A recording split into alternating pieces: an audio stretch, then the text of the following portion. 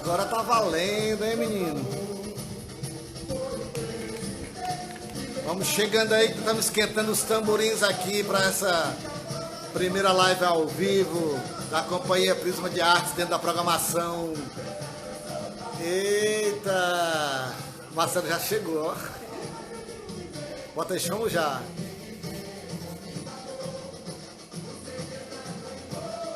Eita, menino. Nosso convidado já chegou, hein, menino? Já tá por aqui já. Daqui a pouco eu chamo ele.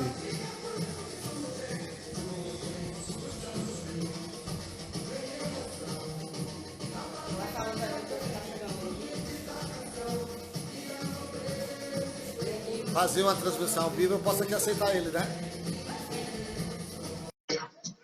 Pronto, amigo Marcelo, já te mandei o convite. É o Carnaval da Liberdade, menino. Eita, Marcelovski. Ei, amigo, tanto tempo. Abraçada sobre nós. Eita, boa tarde, meu amigo. Boa tarde, boa tarde, boa tarde. Uma alegria te ver, irmão. Alegria nossa aqui de lhe ver, tá? Tem duas pessoas que querem lhe dar aqui um alô aqui para você bem rapidamente. Olha aqui. Chega, chega, chega. E aí, Marcelo? Oi, tudo bom?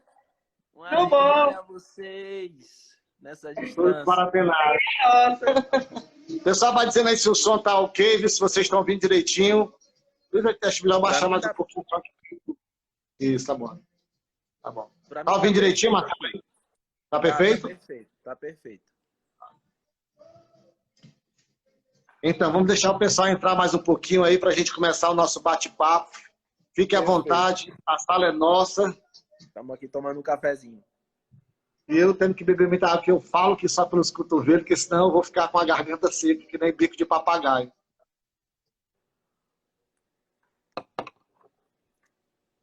E aí, tá chovendo ou fazendo sol aí? Pelo lado direito deve estar fazendo sol, né? Tá chovendo muito, mas agora tá um sol bonito aqui. Aqui também choveu esses dias, mas chove de manhã bem cedo e depois vai diminuindo mais. Como é que vira esse negócio? Tô aqui com uma vista linda aqui. Olha, um abraço aí aos meus amigos da companhia Cia Ops, aí lá de Goiás, Goiânia, aliás. Aqui a vista linda, enquanto a gente conversa. Eita, a vista vista tá linda aí, mano. E, diretamente do casarão da pequena companhia. Olá, Sandra, seja bem-vinda. É linda a vista, é de cima, né? Da parte de cima do casarão, né? Exato. Isso. Deixa eu tirar esses negócios daqui agora. Como é que tira? Mina das Estrelas também entrou. Olá. Então, já deu 4 horas, né? Nós somos pontuais, que é para diz que a pontualidade é um sinal de respeito ao outro. Deixa eu tirar um Deu aí negócio aqui 4 que eu horas? botei. Tá, né? Como é que eu...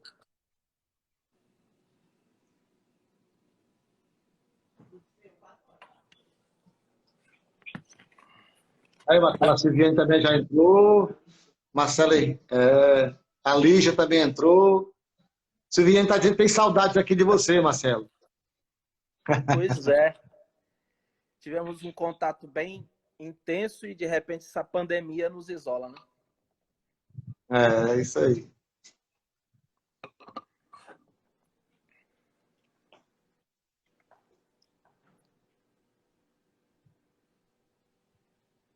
Então, gente, a gente vai começar agora a nossa conversa, tá bom? Estamos recebendo aqui, temos a honra, o privilégio, a alegria de receber Marcelo Flesch, diretamente de São Luís, da nossa pequena companhia, tá bom?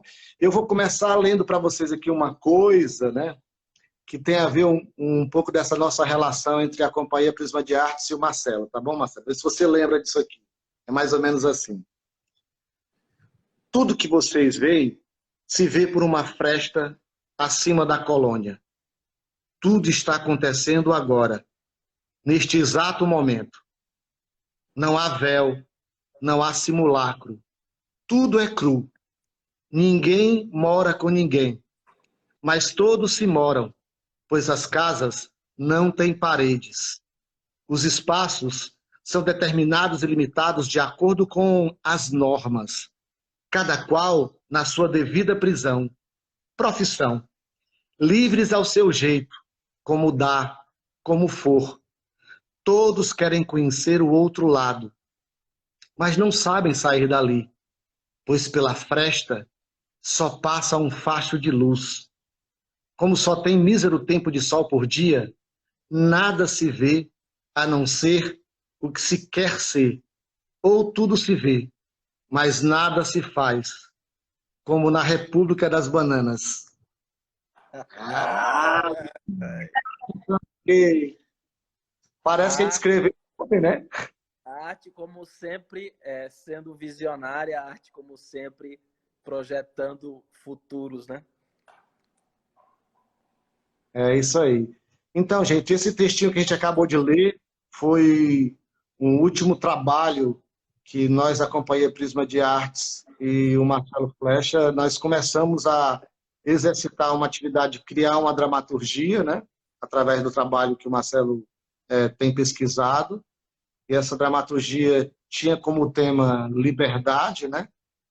E a gente fizemos vários encontros de idas e vindas, e por conta do destino, esses encontros foram ficando esparçados, esparçados, esparçados, até que nos abateu a pandemia e a gente agora está tentando imaginar como é que será essa nossa retomada. E eu acho que como os encontros não são à toa, né? Vai ver que essa live de novo faz nos inspirar para que nós voltemos a, talvez não necessariamente sobre esse texto, mas sobre as ideias que nós tínhamos conversado de a gente ter o prazer e a honra de tê-lo como diretor do nosso próximo espetáculo adulto, porque as pessoas acham que a Prisma só faz espetáculo infantil, mas a Prisma também fará outros adultos, dos outros que ela já havia feito, né? E agora podendo fazer com esse acompanhamento tão carinhoso, tão afetuoso, né? E como se a gente fizesse parte daquela velha tônica, né? Parece que a gente se conhece há muito mais tempo, né? Eu acho que os bons encontros têm isso, né? A gente sempre tem a sensação de que a gente conhece aquela pessoa há muito mais tempo. A Mônica de Mossoró e o Gerson. Jason, né? Jason, Gerson. Sejam bem-vindos, Mônica e Jason. Vocês também, né? Estamos aqui dividindo o Marcelo de vocês, né? Que o Marcelo é quase de Mossoró, né? Mas ele também tem pelo menos um fio do cabelo branco aqui também em Fortaleza. Pelo menos para passar quando vai para o aeroporto, né? Então, Marcelo, a gente queria começar esse papo depois de falar um pouco sobre esse texto que eu acabei de ler agora, né? E que você pudesse começar apresentando um pouco quem é a Pequena Companhia, né? E aí a gente começa esse bate-bola aí, vai ver que alguém faz aqui mais algumas perguntas. As perguntas estão abertas, temos aqui duas ajudantes de palco, estou aqui com caneta e papel na mão para acompanhar se alguém quiser alguma pergunta, que a gente vai entrar um pouco nesse formato da dramaturgia do Marcelo que ele tem com a Pequena Companhia. Então a palavra é sua. Nós somos a Pequena Companhia de Teatro de São Luís do Maranhão, uma companhia fundada em 2005, que ela tem 4 membros, ou seja, Cláudio Marconcini, Jorge Schweire são atores da companhia, Kátia Lopes é produtora, eu sou encenador. É uma companhia que ela surge dessa necessidade do coletivo, dessa necessidade de criar, depois de um período, nos anos 90, de um certo isolamento, de uma certa individualização, eu, Kátia e Jorge percebemos essa necessidade de pensar o teatro como ele que é o processo coletivo, e a partir daí, de uma maneira bastante potente, a gente conseguiu, a partir dessa companhia, um diálogo que transcendeu o nosso entorno, transcendeu a nossa província, a nossa comunidade. E nesses últimos 13 anos, logicamente, acompanhado de políticas públicas até então inteligentes, não ideais, mas pelo menos inteligentes, a gente conseguiu estabelecer um diálogo com todo o país de uma maneira bem contundente. A Pequena Companhia ela participou dos principais projetos de circulação nacional, é uma companhia que tem 4 prêmios Miriam Muniz, prêmio esse extinto, por falta de políticas atuais, mas prêmio esse que era o principal prêmio de teatro do Brasil. Companhia que já circulou pelo projeto Palco Giratório do Sesc, pela Amazônia das Artes, por 2 vezes consecutivas esteve no programa Petrobras Distribuidora de Cultura também circulando, o que nos possibilitou girar por todo o Brasil, ou seja, a pequena companhia esteve em praticamente todos os estados do país, em mais de 80 cidades ao todo, né? E durante todo esse período, que ainda perdura agora aos trancos e barrancos, a gente pode perceber que basicamente é a vocação da pequena companhia, ou seja, o diálogo, a tentativa de provocar reflexão, a tentativa de fazer com que esse nosso interlocutor, o espectador, de alguma maneira, não só perceba o teatro como entretenimento, mas principalmente como instrumento de transformação, como instrumento de discurso, como instrumento de reflexão. Então, é uma companhia que, por sorte, tem uma sede própria, que é um prédio histórico no centro de São Luís, com 600 metros quadrados. Dentro desse espaço, nós temos um teatro, nós temos ateliê para confecção de figurinos, nós temos recepção, foyer, pátio, enfim. É um privilégio, falando nacionalmente, poder contar com um espaço dessa magnitude, e ele se reforça mais como privilégio num momento como esse, né? Num momento como o que a gente está vivendo. O quanto uma sede, o quanto uma estrutura assim, ela de alguma maneira acaba sendo um sinal e um fôlego para esse tipo de momento. Então, em resumo, nós somos a pequena companhia, a gente tem, como eu já disse, essa ideia do diálogo, e aí entra o nosso diálogo com a Prisma. A gente sempre teve essa intenção, essa vontade de se intercambiar. Então, nós já tínhamos um intercâmbio bem profundo, bem contundente com a cidade de Mossoró, com diversos projetos, e aí já data de 17 anos, 18 anos essa relação ou mais. Recentemente, começamos a gerar essa interlocução com a Prisma, já também com o Pavilhão da Magnólia. A gente tinha um diálogo muito, muito íntimo, apesar de nunca ter trabalhado juntos, a gente tinha um diálogo importante. Isso vem se expandindo. Esse ano eu fiz a co-direção de um espetáculo em Campo Grande também, ou seja, com o Grupo Casa, enfim. Demonstra essa vocação do diálogo, essa vocação da interlocução, e assim a gente resumiria, digamos, a pequena companhia de teatro. Nossa, que baita resumo, né? Mas então, Marcelo, é importante que as pessoas saibam que esse nosso bate-papo aqui faz parte de uma programação, né, que nós, a Casa Absurda, que é o espaço comum nosso, da Companhia Prisma e do Pavilhão da Magnólia. A gente teve esse tempo aí, nesses primeiros 40 dias quarentenados, né? Nosso espaço, de fato, foi fechado desde o dia 15, foi a última atividade, fomos nós que fizemos uma pequena e curtíssima temporada com o nosso infantil, que nós estreamos recentemente, né, que é a criança mais velha do mundo. E no dia 15, que foi a última apresentação, que estava naquele faz, não faz, fecha, não fecha, nós fizemos. E aí, já desde o dia 16, o espaço foi fechado e a gente atravessou esses primeiros 40 dias tentando entender como é que esse novo mundo ia se dar. E a gente tomou a decisão na nossa última reunião, os 2 grupos, que a partir de maio nós íamos tentar acordar para esse mundo que nos é permitido agora, que é esse mundo virtual, né? Então, nós lançamos uma programação, né, que começou semana passada, que o Pavilhão começou a ter essa mesma live que nós estamos tendo com 2 grupos também, que eles têm diálogo mais aproximado de trabalho também. E nós fizemos a programação infantil no final de semana, e a semana a gente inverteu. A gente veio aqui para as lives, né, com os nossos convidados. Hoje é você, amanhã é a Irê, né? Próxima semana, na outra semana já teria, na última semana, a Irê e o Olho Rasteiro lá de Curitiba, e Pão Doce, né? Então, são as pessoas que vão nos encontrar esses dias, nessas lives à tarde, sempre às 16 horas. Né? Então, faz parte que a gente também... A nossa casa ainda não é própria, né, Pavilhão? A gente não ainda arrecadou dinheiro para ter essa casa própria, então a gente está fazendo aquela campanha ali, ó. Dá uma olhadinha lá na bio ali. Ali. Então, naquela bio lá tem mais ou menos como você pode ajudar a Casa Absurda. Eu sei que a gente deve ser o 48º nono projeto que tem pedido ajuda financeira, né? Então, não é, na verdade, não somos só nós, mas a gente queria exatamente tentar, com essa programação, abrir 3 formas da Casa Absurda ser ajudada, né? A gente tem uma vaquinha virtual, essa vaquinha virtual tem um link lá também na bio. A gente também tem uma lojinha virtual de peças e coisas que as pessoas foram doando, ou os membros dos 2 grupos foram fazendo e construindo. E nós temos uma terceira possibilidade, que é a compra dos nossos ingressos antecipados.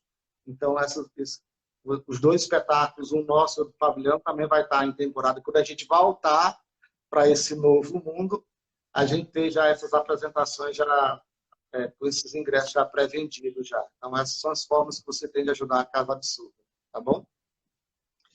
Bom, dando sequência à nossa conversa aqui, né, eu queria mandar um alô. Tem mais alguém para dar alô aí, menino? Vamos lá, quem é? A Ticiana, o Fefre, né, estão aí presentes, sejam bem-vindos. Vi também que a menina, se você esteve lá em Gins, né? Gin, né? Gin, sei lá, quando falou se você também esteve lá nesse local, Gin. Qual o nome da menina? Como era o nome dela aí? Luiz, lá procurei, me ajuda aí. Não, ficou lá para frente. Depois bota de novo ok, que é para eu lembrar de novo, que vai passando tão rápido que eu não consigo nem ler direito, né?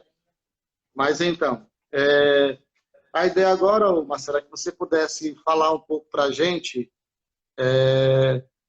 o que é que vocês estavam fazendo antes dessa pandemia, né? O que é que o grupo estava planejando? Sei que vocês estrearam recentemente também um trabalho, né? Esse trabalho também esteve dentro do Festival Popular Teatro de Fortaleza, né? Que é o festival que a Companhia Prisma realiza aqui. E como é que estava o planejamento de vocês antes dessa pandemia aí? Inicialmente, a pandemia e a situação toda, ela acabou atacando a nossa ação, que era uma ação nacional coletiva extremamente contundente, que ainda está em curso, mas que vinha se formalizando para aqueles dias, né? Para aqueles dias onde aconteceu, que era o primeiro Festival de Teatro do Brasil, que envolvia praticamente todo o Nordeste todo e parte do Brasil. Então, a gente já tinha definido uma programação para esse fim de semana, que seria do dia 27 ao dia 29, apresentação de 2 espetáculos da Pequena Companhia, ou seja, a gente iria apresentar Pai e Filho e Velhos Caem do Céu com Canivetes, e Lauan de Aires, com a Santa Ignorância, faria o miolo da história. Naquele momento exato, era o nosso principal foco, né? Porque de fato, esse movimento ele gerou uma contundência, uma adesão, uma capilarização importante. Então, a gente estava concentrando todas as nossas energias por ser um projeto totalmente bancado pelos grupos, ou seja, sem apoio algum. A gente estava muito focado nisso, com algumas conquistas importantes. Eu tinha conseguido mídia paga na Rede Globo daqui, ou seja, para toda a programação. Então, a gente estava muito entusiasmado em poder dar uma resposta teatral para esse momento, para essas políticas inexistentes públicas do governo federal. Então, esse era o nosso principal foco. O outro ponto, que era o que para mim ainda acaba sendo o mais emblemático de todos, era exatamente esse. Nós estreamos um espetáculo importante o ano passado, que foi Ensaio sobre a Memória. Ele teve um caminhar importante, apesar de toda a crise cultural, apesar de todo o momento, o espetáculo ele cumpriu uma temporada regular aqui na nossa sede, com 13 apresentações pagas e totalmente lotadas. E depois, num ano ruim e tudo mais, ele conseguiu, conseguiu reverberar, ou seja, esteve fazendo a abertura da programação do Teatro Dezuí Rosado do aniversário em Mossoró, esteve no Festival de Guaramiranga, esteve no Festival de Teatro Popular de Fortaleza aí com vocês, estivemos aqui nas mostras locais, enfim. Ele conseguiu, de alguma maneira, ter uma trajetória inicial, porque o espetáculo era bem recente, mas levantava, que era o que fazia a gente começar o ano, a principal questão dentro do que estava posto como política pública, ou seja, como fazer um espetáculo estreado, ou seja, ter trajetória, ou seja, de que maneira e que alternativa um espetáculo que ele comprova a sua potência pelo retorno do público, pelo retorno da crítica, mas que mesmo assim se vê parado, se vê enclausurado por não conseguir mecanismos, formas, ideias para conseguir fazer com que esse discurso reverbere, que é o único objetivo do fazer teatral. A interlocução, o gerar reflexão. Então, antes da pancada da pandemia, o nosso foco básico estava em criar estratégias, pensar em lógicas de como fazer com que um espetáculo estreado consiga, de alguma maneira, sem nenhum tipo de política pública aplicada, fazer com que ele reverbere. E esse, para nós, era a principal pergunta e o que queimava, digamos, os nossos pensamentos sobre como resolver esse teorema, de que maneira equacionar isso, porque aí levava à pergunta seguinte: para que montar? Ou seja, se a gente tem um espetáculo novo, potente, e ele, de alguma maneira, ele não dialoga, ele não consegue gerar essa interlocução, porque não circula, porque não há possibilidade de se apresentar tal, levava à próxima pergunta, ou seja, mas pensar num novo espetáculo, estrear um novo espetáculo, sendo que aquele que para nós é novo, ainda não reverberou o suficiente. Então, nos pega essa pandemia basicamente nesse projeto e nesses dois paradigmas. Para que ter um espetáculo se ele não consegue circular? E para que montar um novo se aquele que está ainda fresco e pulsante não consegue gerar esse discurso? Foi nesse ponto que a pandemia nos pegou. Bom, assim como pegou vocês, essa é a grande questão nossa aqui hoje, né? Também aqui no Ceará, em Fortaleza mais especificamente, que seria como a gente dar continuidade ao nosso trabalho, né? E, de uma certa forma, as pessoas que têm um trabalho com grupos, né? Na verdade, você não pode ir se encontrar para ensaiar, né? Não digo encontrar fisicamente. É claro que agora também deu-se o desafio de como é que seriam esses novos encontros, né?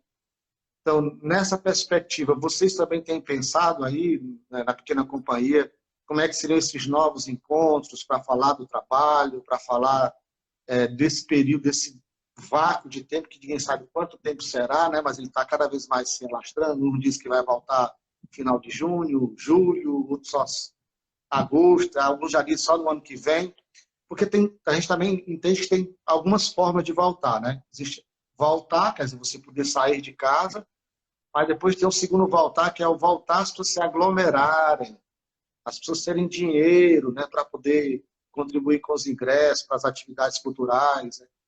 E o Estado também cada vez mais sem recurso, porque vai passar por toda essa dificuldade econômica também. Então, como compatibilizar, como é que vocês estão pensando essas várias voltas, né? Que eu até penso, deve ser vários tipos de voltar, né? Tem essa volta mais imediata, né? Quer dizer assim, como eu posso transpor o que eu estava fazendo para esse momento agora, né? Vocês têm pensado dentro da pequena companhia? Você tem pensado? Como é que você está vendo esse momento agora? Hoje, a principal aflição e a principal preocupação é a possibilidade de estarmos pensando em que possa vir a existir uma nova ordem social depois disso. Acho que esse é a grande angústia, é o grande problema. Eu estou falando primeiro no macro, ou seja, passando pandemia, passando, digamos, se isso for momentâneo, a minha primeira preocupação, e a que eu tenho mais refletido, é a longo prazo. Se de fato isto que estamos vivendo vai gerar uma nova ordem social. E aí o teatro, que há milênios passa e consegue passar por tudo, se defrontaria hoje com o seu maior caos, o seu maior problema. Ou seja, o que me preocupa, o que me angustia hoje é que isto gere uma nova ordem social, como alguns teóricos já estão prevendo e etc. E isso, de alguma maneira, angustia, porque aí a discussão ela seria muito mais profunda, muito mais chocante, muito mais forte do que pensar nesse imediato de como superar isso, de como viabilizar e tal. Lógico que isso é uma conversa para um outro momento, e logicamente que com o tempo que dilataria só isso, a nossa live toda, mas eu não queria deixar de pontuar inicialmente isso. Ou seja, eu acho que o que a gente precisa pensar e entender é que o caos e a tragédia pode ser complexa a esse ponto, de estar se configurando uma nova ordem social.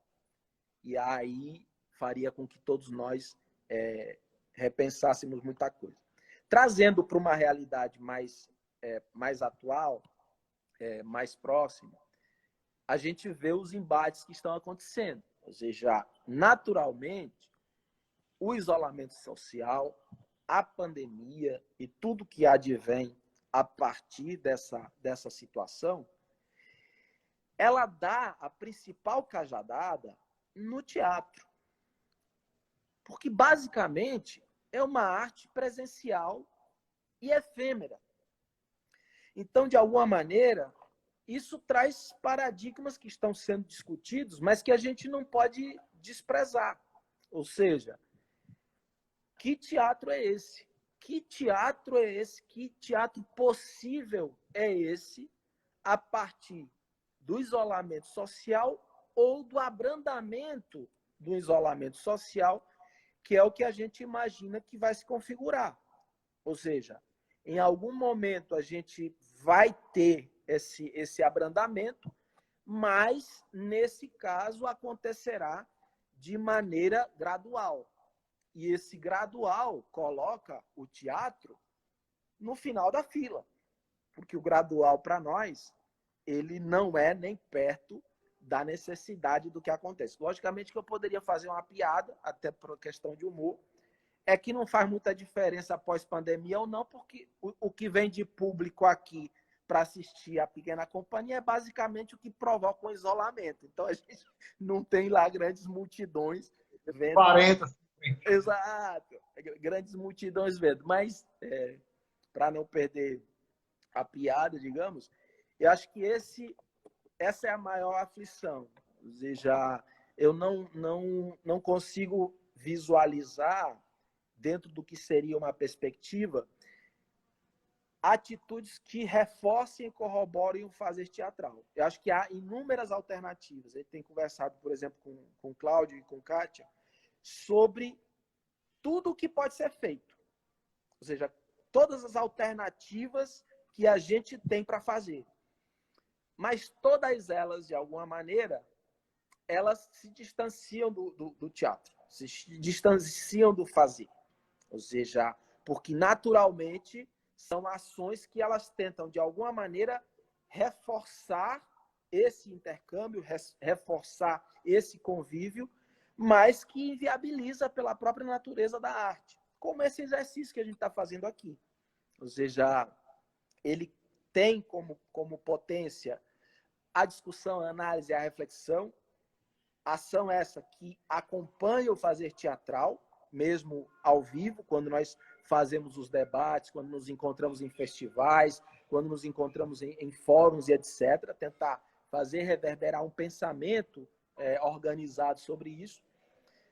Mas esse porque esse nó, esse outro, é que dificulta essa compreensão. Ou seja, chegar ao fazer teatral. Chegar, e eu vou citar um exemplo nosso. O governo do estado do Maranhão lançou um plano emergencial onde os artistas podiam se inscrever com projetos virtuais, né? E, logicamente, seriam disponíveis os links para a comunidade do modo geral. E, logicamente, com isso, se teria um retorno até financeiro mesmo. Sem entrar aqui no mérito do valor, porque o valor é irrisório, porque envolve uma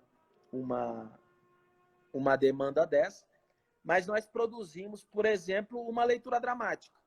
Produzimos uma leitura dramática de um texto meu, da minha dramaturgia reunida, que é privada. Filmamos essa leitura dramática e ela foi exibida na rede do governo do estado, e etc. E tal. Isso aproxima de uma ideia de um fazer, mas gera aquele velho dilema, aquele velho problema de: mas isso é teatro? Estamos fazendo teatro? Ou seja, de que maneira esse audiovisual virtual ele vai dialogar com aquilo que é mais essencial dentro do fazer teatral?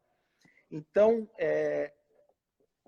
a minha análise hoje, o mais pragmática possível, é que, não se estabelecendo e se formalizando uma rotina minimamente adequada para se fazer, nós estaremos criando uma cortina de fumaça para uma realidade. Estaremos fazendo de tudo, como grupos de teatro que somos, tentando nos argumentar, justificar como potência de uma possibilidade de um fazer, estamos fazendo teatro, mas, na verdade, essa cortina de fumaça, o que esconderia seria isso, ou seja, a impossibilidade do fazer teatral nessas condições e, naturalmente, a necessidade de criar esse véu de fumaça, essa cortina de fumaça, porque, senão, nós estaríamos entendendo e assimilando a impossibilidade presencial que a própria arte produz, né?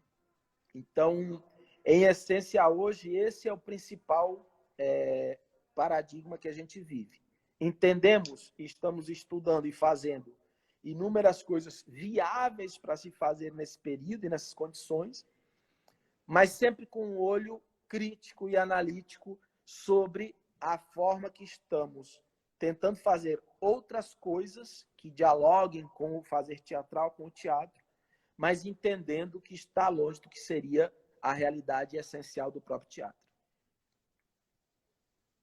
Dá uma ótima reflexão. Queria até dizer para todo mundo que está ouvindo que as perguntas já estão abertas a partir de agora. Se vocês quiserem fazer alguma provocação a partir do que está sendo conversado aqui, sintam-se à vontade. Nossos amigos aqui da Companhia Prisma vão anotar, e quem mais puder anotar, e daqui a pouco faria, porque eu queria fazer aproveitando esse seu mote aí, Marcelo, fazer aqui um dia de advogado do diabo, né? Que a gente tem sido provocado aqui também, que todo mundo já participou, todo mundo já viu um filme de ficção científica, né? Já sabe que uma parte do que as pessoas imaginam, né, de quem produz cinema, é que esses isolamentos, ou essas doenças, ou essas catástrofes, elas aconteceriam em algum momento da evolução humana. E aí fica se perguntando, bom, como o teatro, dessa arte que necessariamente precisa do outro, né, imaginaria agora como é que seria essa nova presença, né? Porque eu tenho escutado aqui de muitos artistas aqui também do Ceará, de Fortaleza especificamente, que é porque a gente só está acostumado com um tipo de presença, existem outros tipos de presença. Como é que a gente pode imaginar o nosso trabalho sendo feito a partir dessa nova presença, dessa quebra de fronteiras, né? A gente fala tanto em quebrar a quarta parede, a terceira parede, e quando essas paredes são quebradas, a gente fica sem saber o que fazer. Então, tem-se feito essa provocação. E aí onde entra a pergunta, né? Você acha que o teatro teria como pensar esse novo teatro, né? porque por mais que essa realidade mude para alguma coisa no pós-pandemia, muito desse resquício vai com a gente para esse pós-pandemia. Então, como lidar com essas quebras todas? Como é que o teatro vai responder a isso, né? Para exatamente escapar dessas armadilhas do cinema, do vídeo, né? Como é que se dará esse olhar? O olhar agora não é para quem está do lado, o olhar agora é para um olhar para a câmera, né? Mas não é a câmera da novela, que é tudo planejado, dirigido, né? Como é que essa relação se dá, onde tem um delay, se tem que ser ao vivo até chegar ao outro, onde precisa essa dominância da tecnologia toda, da qualidade dessa tecnologia para que tudo funcione, né? Ou como fazer dessa precariedade, que eu também já ouvi muito isso aqui, dessa precariedade também algo artístico, né? Fazendo parte do processo de trabalho, né? Já que o teatro lida tanto com esse também, esse imponderável, porque você ensaia, marca, mas no dia lá do encontro é que nem, às vezes, a live. Sabe, vamos combinar tudo, bota a internet, liga, mas na hora H o cara não entra para o endereço errado, quer dizer, acontece de tudo. Então, você acha que a gente conseguiria, nesse pós-pandemia ou durante essa pandemia, pensar nesses novos encontros e fazer teatro? Em matéria de arte, eu sou um romântico, né? Todos sabem. Somos dois. Então, são duas questões. A primeira que eu quero abordar é em relação ao teatro como alternativa virtual de imagem. E aí a gente vai bater, basicamente, no crucial que a gente discute há décadas, que é a questão da linguagem. Ou seja, qualquer tentativa teatral de transcender a partir da imagem filmada, ou gravada, ou ao vivo, ela vai se atravessar com outra linguagem, que é a linguagem cinematográfica. E aí a gente, só para fazer um resumo, há décadas que a gente está discutindo se teatro filmado, gravado, é teatro. E nós já descobrimos há muito tempo que a maneira de aproximar um espectador televisivo de uma peça de teatro não é apresentá-la como peça de teatro. É incorporar nessa captura de imagem códigos de linguagem da cinematografia. Eu posso fazer velhos carnes de sol como canivetes aqui, sem o público presente, mas para fazer com que esse interlocutor, esse espectador televisivo ou celularzivo, chegue a essa obra, basta eu aplicar códigos de linguagem da cinematografia. E eu teria o espetáculo de teatro apresentado para esse espectador com uma potência artística incrível. Então a gente poderia dizer, poxa, então esse espectador ele está tendo acesso a uma peça de teatro de maneira virtual. Mas não. O que a gente está ali é vampirizando códigos de linguagem de uma outra linguagem artística para justificar ou gerar uma sobrevida para uma linguagem que ela, basicamente, ela é estática, porque quem faz o recorte é o olhar desse espectador pluralizado em cada um dos que está na plateia. Então, esse é o primeiro ponto, que não muda, porque ele não acontece agora em pandemia. Ele já vem há décadas sendo discutido. E a gente vê na contemporaneidade o quanto o audiovisual tem atravessado o teatro, o quanto projeções têm entrado no fazer teatral, o quanto tudo isso já estava posto. Já estava posto e, logicamente, as discussões elas vão permanecer. Ou seja, vamos começar a editar, a formalizar Velhos Caem, Pai e Filho, Ensaio sobre a Memória, com códigos de linguagem cinematográfica, para aproximar esse espectador virtual da obra da Pequena Companhia de Teatro. Ou seja, isso é uma possibilidade. Mas é uma possibilidade que distancia do código básico de linguagem do teatro e aproxima do código de linguagem cinematográfica. Então, corremos o risco de, em pouquíssimo tempo, estar fazendo cinema e não mais teatro. Ou seja, para que fazer esse caminho todo, se é melhor, em vez de eu fazer a peça para recortar e aproximar do espectador de forma tal, não, eu não faço a peça, eu faço um filme. E eu começo a pensar na ideia, na peça e tal, não sei o quê, como peça cinematográfica. Porque senão é fazer 2 trabalhos para o resultado de um. Então isso está posto, já estava, agora vem com muito mais potência, mas é a reflexão que eu deixo basicamente em relação a essa questão da virtualidade, da imagem gerada e de como esse diálogo vai. O segundo ponto, que para mim é o mais importante, que é o que ninguém quer encarar, que é o que ninguém quer ver, é a manutenção, o mantenimento do fazer teatral nas condições que se apresentam, sempre e quando falarmos na individualização desse espectador e como isso se dá. E aí a gente vai cair para uma realidade muito nossa. Casa Absurda, pequena companhia de teatro.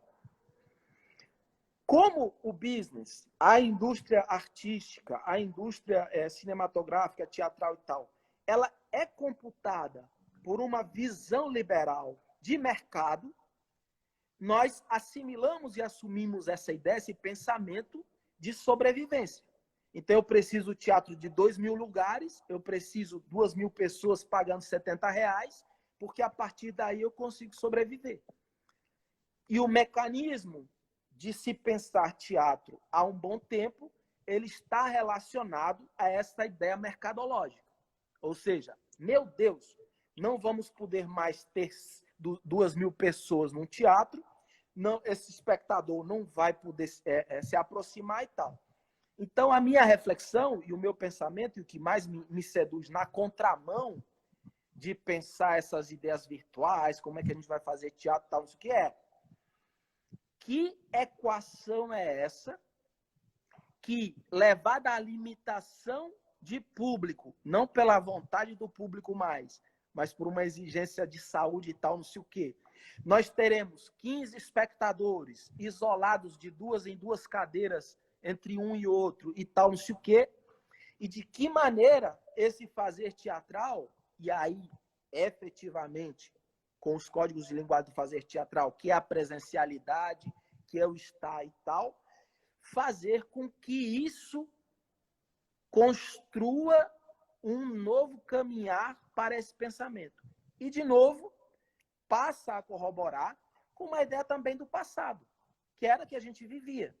Ou seja, sem o poder público, sem a ideia de uma política pública de Estado, sem a ideia do subsídio ao pensamento, nós tínhamos plateias de 20, 30 lugares, 20, 30 espectadores ávidos por aquela reflexão, mas que não fazia a conta fechar.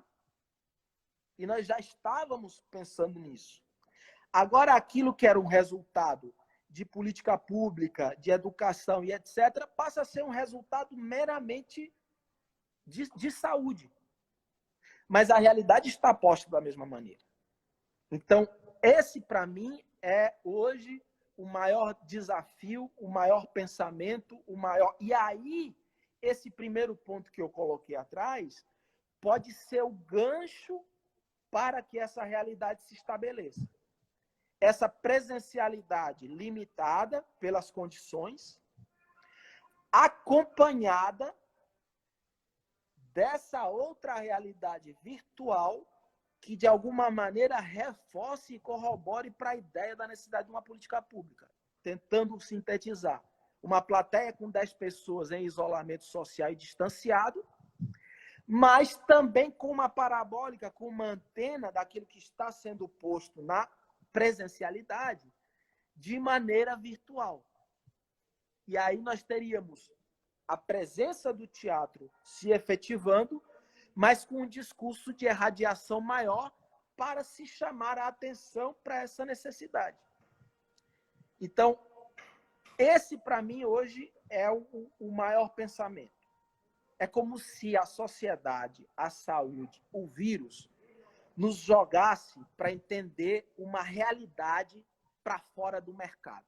Até então, nós só pensávamos, A gente precisa fazer um teatro para 2.000 pessoas que paguem R$70, sabendo que a gente nunca ia fazer isso, porque o nosso objetivo não é mercadológico, o nosso objetivo é de reflexão. Então, o que a saúde nos apresenta é esse sonho que se estabelecia e a gente também tinha uma cortina de fumaça e sabia que nunca ia chegar nisso, se apresenta agora como uma condição sine qua non, por saúde, por necessidade, por exigência pública, por exigência de saúde sanitária, não sei essas palavras fofas que estão agora na moda, dizendo. Então, nos obriga, se antes a gente tinha uma ilusão e mantinha essa ilusão achando que um dia a gente ia fazer ensaio sobre a memória e ter 2.000 pessoas assistindo e pagando R$70, essa realidade nos obriga a pensar o teatro que a gente faz e quer fazer como uma alternativa presencial, mas com potência de provocar a sua autossustentação a partir dessa limitação, que é o que a gente já vive de 10, 12, 13 anos para cá. Entendeu? Basicamente, são esses dois focos que têm me perturbado em relação a isso. São pertinentes esses focos, mas deixa eu aqui dar um alô aqui para o Rogério, para a Laninha, para a Ataque, para a Denise, para o Tony Mossoró, para o Henrique Gonzaga, para a Sandra Bittencourt, para a Gal Saldanha. Você também, Gal Saldanha, está aí em isolamento ali, a 4 ruas aqui do Dias Macedo. Hein?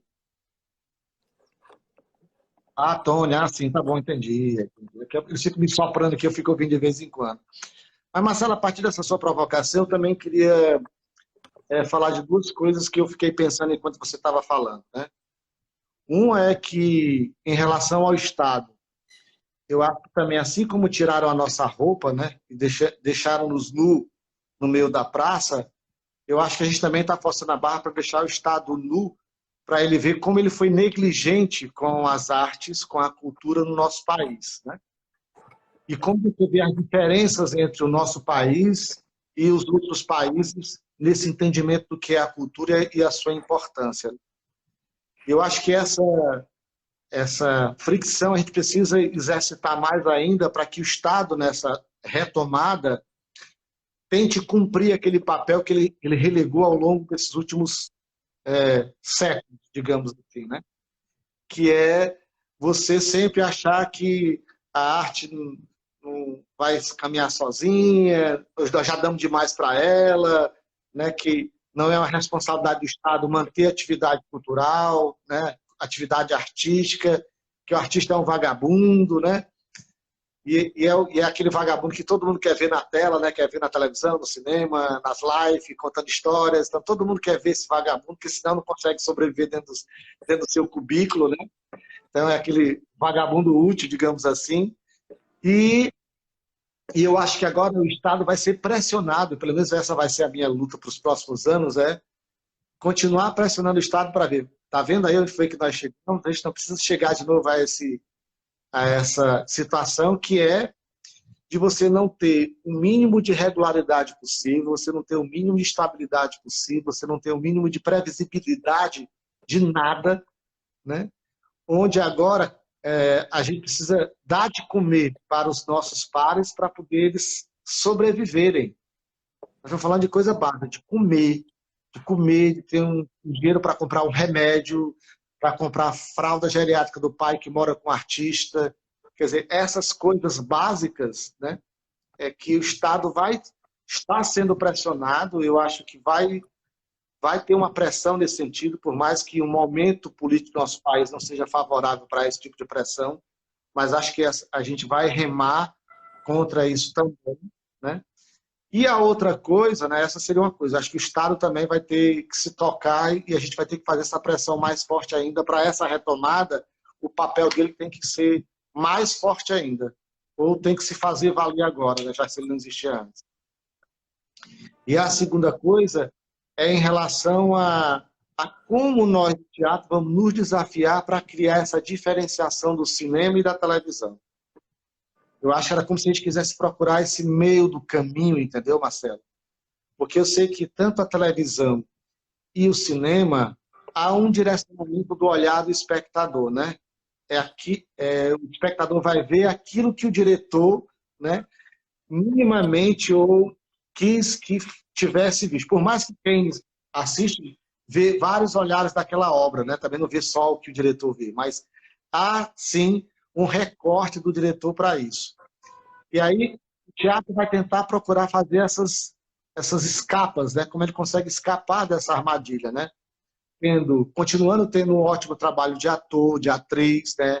De pessoas que tenham uma atuação potente, como essa potência reverbera para a imagem e consegue também captar quem está vendo do outro lado. Também ter histórias, dramaturgias e forma diferente de você falar as histórias, de fugir um pouco dessa linearidade, entendeu? Dessa regularidade das coisas. Então, esses desafios, eu acho também, cabe a nós a pensar um pouco sobre isso, entendeu? Como a gente faz esse caminho entre a televisão e o cinema, entre o vídeo, como a gente vai se desafiar para isso. Que eu também consigo imaginar que isso para a gente é mais como um desafio do que só uma acomodação agora de tentar sobreviver e de fazer o meio termo. Eu acho que a gente precisa se desafiar em relação a isso. Tem uma pergunta aqui agora. Onde é que está a pergunta aqui? Passando... tá aqui. É de quem é? Da Juliana Veras? É? Da Daniele Santos, viu? Pergunta da Daniele Santos aqui. Passando esse movimento pós-pandemia, você ainda acredita ser possível trabalhar o teatro com a participação comunitária? Como a comunidade pode participar, né? Sabendo que a comunidade geralmente é difícil. Vou pegar o gancho primeiro do que tu falou, aí eu já faço essa... Não, vou responder ela primeiro e depois eu emendo. Só para poder ordenar, só para poder, desculpa te interromper, é porque eu acabo de saber que a gente tem 5 minutos para responder essa pergunta, porque a live também tem esse limite, né? Live. Tem um limite de 1 hora, então talvez ela caia, então... E a gente, se cair, a gente conecta de novo para tentar dar uma esticadinha aqui e fazer a finalização, tá bom? Tá, beleza. Então, eu respondo essa e aí desliga para ligar de novo, não é isso? Que aí aumenta... Tá bom, tá bom. Não, esse é outra das questões, ou seja, em cima daquilo que a gente discutiu agora há pouco. Que condição pós é essa? Ou seja, a se confirmar o que a grande maioria, 80% do que está se discutindo e teorizando sobre os efeitos dessa pandemia, ou seja, esse tempo específico que se estabeleça para se restabelecer a ordem social, evidentemente que atingirá pouco. Ou seja, demora, mas tudo entra no seu curso. Então, as possibilidades de envolvimento comunitário, as possibilidades de espetáculos de maior alcance de participação, tudo isso permanece. Falando em que a crise vai restabelecer novamente a ordem social que nós até então vivíamos. Essa pergunta só vai ficar em xeque se for aquilo que eu falei logo no início, ou seja, se configurar uma nova ordem social. Se o que a gente estiver vivendo é uma passagem, uma transição, um caos transitivo para uma nova ordem social que se gera, aí a gente literalmente estaria entrando naquilo que eu evito pensar hoje, mas que deveria ser o principal pensamento. Ou seja, não falo em extinção, mas eu falo em esse teatro, ele passaria a ser inviável se configurar uma nova ordem social que ninguém quer, que ninguém pensa, que ninguém está prevendo, mas que percentualmente é uma possibilidade. Hoje, sendo otimista, vejo que, por mais delongado que seja, a se estabelecer a ordem conforme nós a conhecemos, espetáculos dessa natureza seriam totalmente viáveis, logicamente com algum tipo de restrição progressiva até a normalidade. Agora, tu dá o pause, liga de novo, a gente retoma ou já é o tempo básico que a gente vai... Para cá, Luísa. Faltam 5 minutinhos, a gente pode ir conversando, até quando cair a gente volta. Tá, porque talvez quando cair a gente retomava mais em relação a isso, né? Então, talvez se alguém ainda tiver alguma perguntinha curtinha, pode ser, enquanto não, a gente pode... Eu posso ir respondendo o que tu colocou antes da pergunta, no caso. Sim, acho que pode ser. O primeiro ponto que eu acho crucial, e eu sempre sou pessimista, sou uruca, sempre tenho essa fama, e de fato tenho um olhar muito crítico, muito pessimista sempre, mas nessa questão do poder público, há algo muito bom acontecendo, que é o entendimento que o discurso de que o pensamento artístico ele precisa ser subsidiado, o fazer artístico reflexivo ele precisa ser subsidiado, não pode jamais sair do nosso discurso. E com essa ideia neoliberal, por alguns momentos, a gente começa a esquecer de reforçar esse discurso.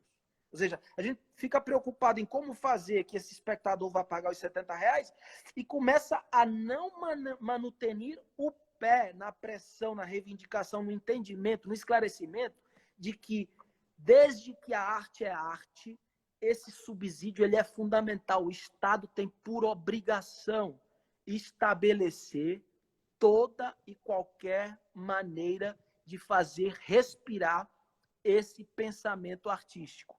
Tem alguém falando aí? Então, é só para... Então, o que é que acontece? Isso é bom nesse momento, porque faz com que a gente perceba a necessidade, a importância, certo? Desse aceno do poder público, que ele não existe, mas nos impede de fugir o pensamento para essas alternativas teoricamente miraculosas de mercado, de ingresso, de não sei o que, não sei quanto. Então, nesse ponto, eu acho que essa pandemia ela vai servir para isso, principalmente para reforçar nosso posicionamento, para exigir nosso posicionamento, para cada vez mais a gente fazer reverberar para aqueles que não entendem, que não escutam, que não percebem, a necessidade do subsídio público para as artes. E dessa maneira, a gente tem, a reboque disso, um clarear para nós de como isso estava, de certa maneira, sendo negligenciado pela gente. E aí eu concordo plenamente contigo. É o momento onde isso se apresenta de forma clara, de forma pragmática na nossa cara, e a gente entende, confinado, que o Estado ele precisa subsidiar esse fazer. Compreende? Sim. E aí, nesse caso, eu acho que é fundamental essa estrutura. Vamos aqui para um bate-bola rapidamente enquanto cai. Vamos lá. Não vai cair antes de cair. Tem quantos minutos? 3 minutos? 2 minutos? 1 minuto? Vamos lá. Diga lá, dicas do Marcelo Flecha da Pequena Companhia. Dica de um filme para esse momento de quarentena. Diga lá, um filme. Ladrão de Sonhos. Ladrão de Sonhos. Tem Netflix? É o YouTube? Eita! Eu sei. Procurei, pessoal. Ladrão de Sonhos, é a dica aí do Marcelo. Uma série. Você gosta de série, Marcelo? Gosto pouco, vi algumas e agora estou vendo. Eu não gosto muito de best-seller, essa coisa. Estou vendo A Casa de Papel. E eu digo, essa série só existe em 2 temporadas, as 2 primeiras. Depois é preenchimento de linguiça. Aqui da Luísa está concordando aqui que ela também era fanática de ficar esticando a baladeira, esticando. A outra é um livro para esse tempo de pandemia.